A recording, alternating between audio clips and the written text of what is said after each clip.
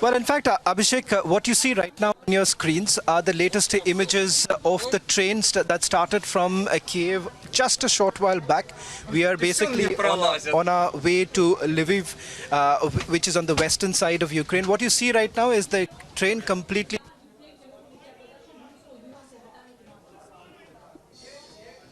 viewers is to try and explain what we witnessed just unfolding before our eyes.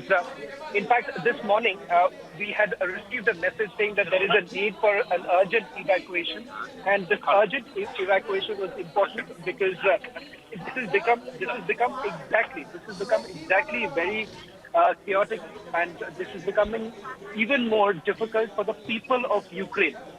Because right now the fear is that as the Russian troops are advancing towards the capital city of Ukraine, it is becoming even more difficult for people to stay there. In fact, it's last evening around 9 o'clock, Abhishek, when we got the first message of an explosion that took place, that was close to the heels of the talks that were going on between Ukraine and Russia. In Belarus. But moments after the talks got over, what we witnessed was, explosions taking place in the city of Kyiv.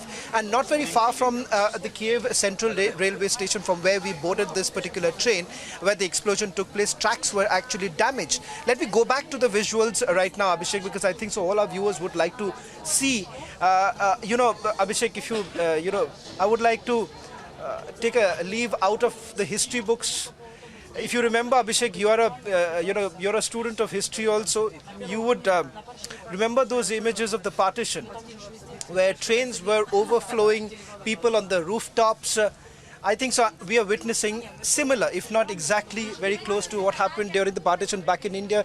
Today, what you see right now is a direct result of what a war does. Displaces the number of people who have left their homes. They're not very sure where they headed to.